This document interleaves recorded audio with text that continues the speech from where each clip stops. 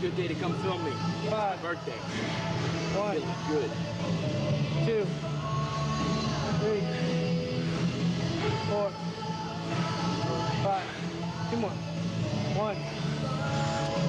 2. Let's do it.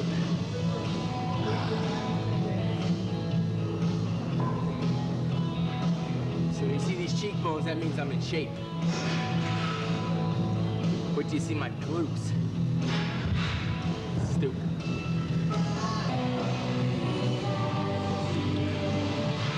Normally I train alone. Probably wondering why I got 2 training partners now. You ever watch the mile in the Olympics? I always got one guy that runs out fast, that's the pace. Eventually one of these guys will drop off. We just don't know which one it is. That person we call the rabbit. The other one we call a tiger. He's trying to hang in there, he's hungry. We'll find out who's the rabbit, who's the tiger. We already know who the king is. Let's go. 4, 5, 1. Every year they want to know what's different this year. What are you going to do different?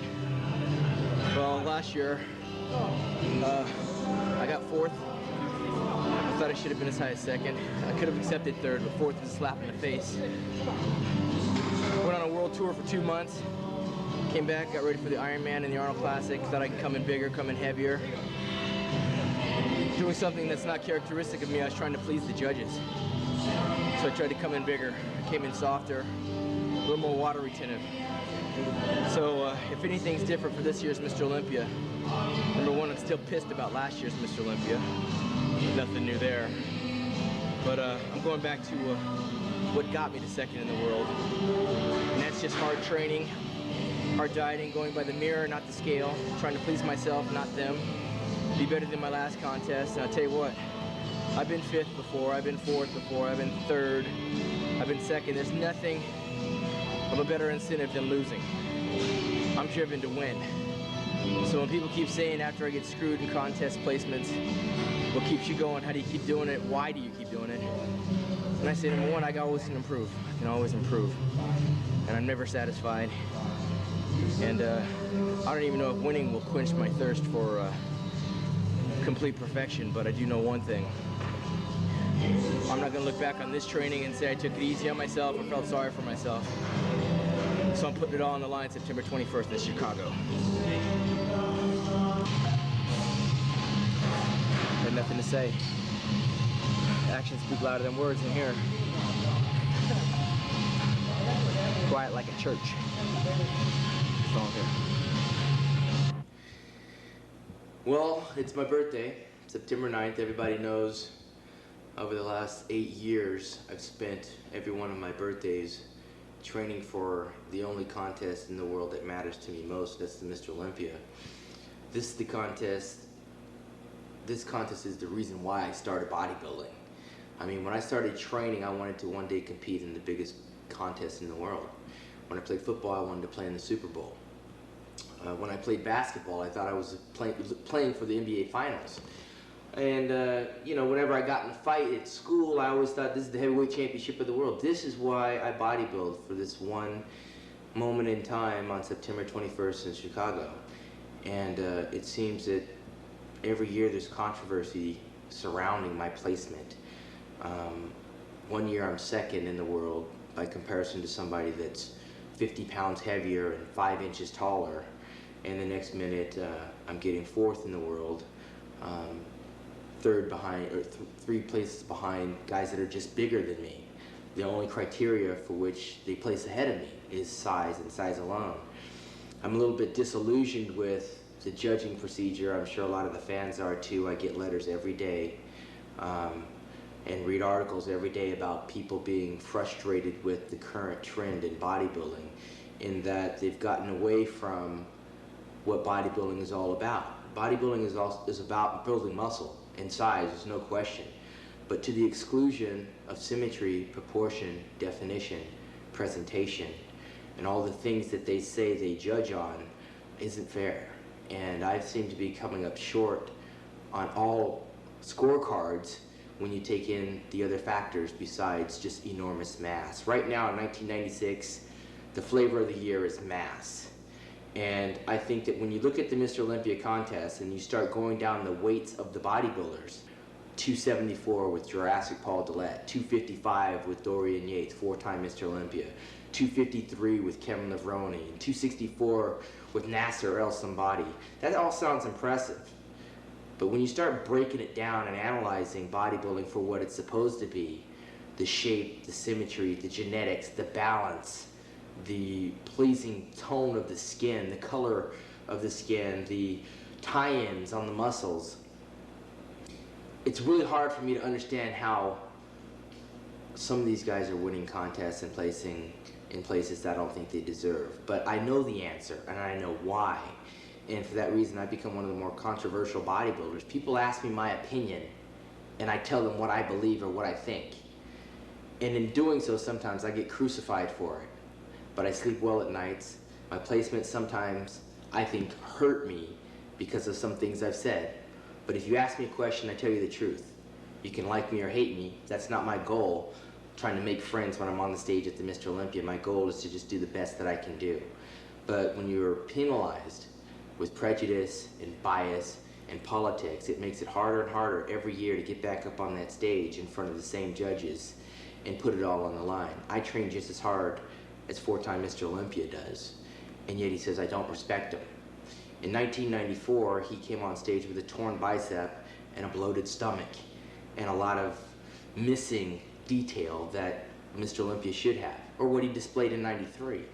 And because I went on record and said that a guy that's incomplete with a torn muscle shouldn't be the ideal embodiment of Mr. Olympia. He shouldn't have been Mr. Olympia, and he still won the contest. He thought I was disrespecting him. I wasn't disrespecting Dorian Yates. I said what everybody else wanted to say. I said what everybody else saw.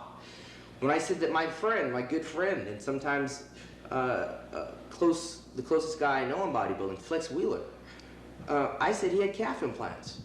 People asked me about Flex's calves when he came on my bodybuilding show, my Flex magazine workout. He said, does Flex Wheeler have fake calves? I saw with my own eyes the night and day difference in Flex Wheeler's calves, and I said, yeah, I believe he has calf implants. That doesn't make him my enemy. That doesn't mean I don't like the guy, but if you ask me my opinion, I say it. If I offended Flex, Flex should have turned it around and took it as a compliment. And he's mature enough to understand what I was saying. I mean, because his calves improved so dramatically that everybody was noticing, not just me. I just happened to be the one that said it. And so when the magazines got wind of this, they tried to make a big ordeal out of it. And people said, how could you do that to your friend? Look, there's rules that all of us as professionals have to live by. And if one guy can break the rules by virtue of politics or a contract or because of a vested interest in his career, then that's not right. If I suffer by the rules, then everybody else that breaks the rules should suffer equally. So when I said Flex Wheeler had calf implants and the IFBB did little or nothing about it and the question was raised, suddenly they tried to make a conflict between me and Flex Wheeler. That wasn't personal. That was an observation that not only myself, but photographers that have shot him over the years, journalists who are more knowledgeable about bodybuilding, and even some judges made the same comments, but mine were the ones that were inflamed to infuriate people and try to make enemies with me and Flex. Me and Flex are good friends. I still believe he has calf implants. That's my opinion.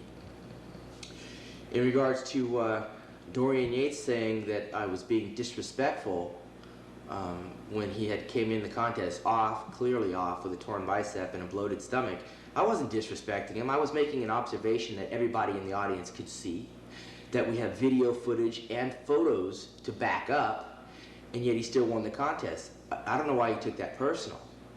He's the first one to tell you he was off, he was incomplete. So that if they're going to reward somebody that comes in off and incomplete with only one arm, then that tells you there's something wrong with the system, not something wrong with me, because I pointed it out. I didn't disrespect Dorian Yates. I don't even know the man. I could care less what Dorian Yates does or his opinion of me. He's taking food off of my table. When I get on that stage, he's the enemy. He's the one I'm trying to knock out. He is the one, supposedly, that the judges are saying is setting the standard. I'm not trying to look like Dorian. I'm trying to look the best that Shawn can look, which hopefully in turn will defeat whoever has the title. But when I say what I say about the champion's got to understand that comes with the territory. I'm a challenger. I've never got first place in the Mr. Olympia. So everything that I strive for is to break down what the champion does not have. If the champion does not have a midsection, it's my job to point it out. Obviously, the judges aren't seeing it. If the champion has only one bicep, it's my job as a competitor to say, hey, he has a torn bicep. Does that count for anything? It's my job as a challenger to say, look, the guy's got an enormous back, but what about his shoulders? What about his thigh separation? What about the bloated stomach? I mean, I'm not knocking Dorian. That comes with the territory. If I was a champion, they would be saying that about me. He's short, he's narrow, he's this or he's that. If the champion can't handle being a champion, then maybe he shouldn't be a champion. I'm just trying to point these things that are obvious out to the judges and to the fans that ask me my opinion. Dorian right now has the title, and I'm trying to take it away.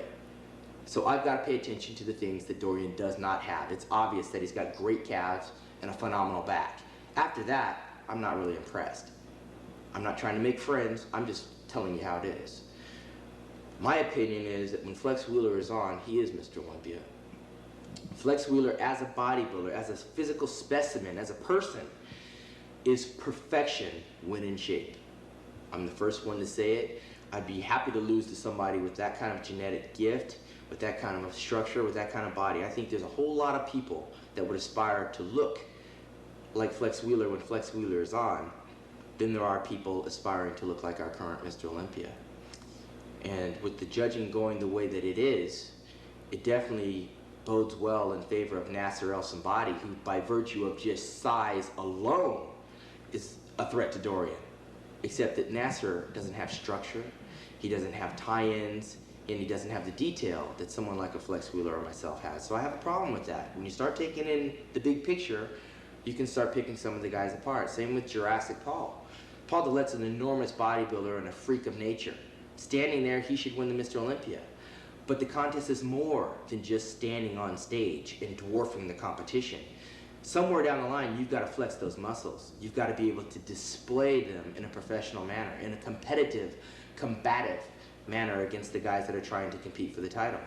You can't just go up there, stand there, and say, that's it, end of show.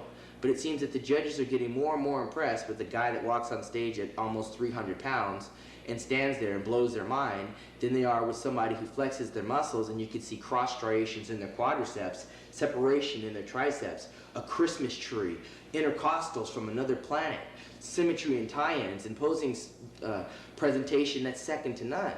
I mean, that's the completeness of what Mr. Olympia has always represented to me. So if I sound angry or if I sound bitter, I'm not angry and I'm not bitter. Frustrated with the current state and the current judging system they have, yes. That frustration for me turns into power. It fuels each and every one of my workouts. That's why every year, whether I take it on the chin or not, I get up and I come back. And I don't think every year I should be Mr. Olympia, but every year I think I should have the opportunity to be compared with and fight with Mr. Olympia. As it stands now, nobody really gets compared with Mr. Olympia. Mr. Olympia doesn't have to earn his title. All the athletes, and you can take a survey, go into that contest saying they hope they get second place. Why? Because politically, they believe they cannot win the show. Automatically, they're defeated. They can't win the show because the system will not allow for a fair contest. And this is the problem that a lot of the bodybuilders have. Hit it anyway? Yeah. All right. You bitches up there?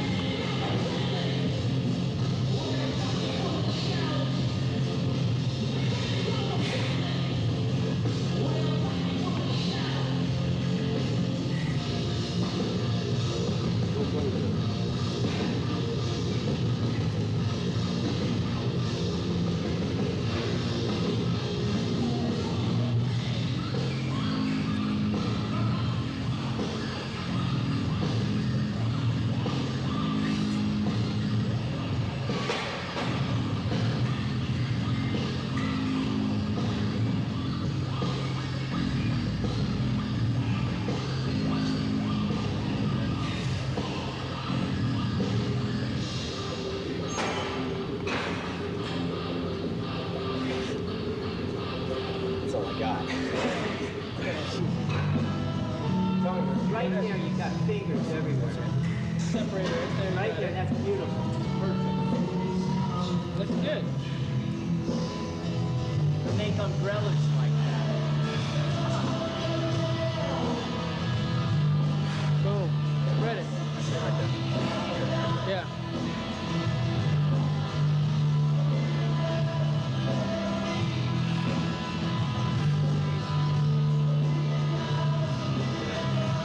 That's all. I'm telling you, for being a week and a half out, I never felt like I was already ready. I always felt there was some small adjustments I needed to do. But right now, confidence-wise, I don't think any of the big guys are as hard or separated as I am. So with a week and a half to go, all things being equal, I'll be better than I am now. So I just hope I get judged fairly. First, second, third, fourth, fifth, it doesn't matter. As long as they judge me fairly, I'll feel like I did my job.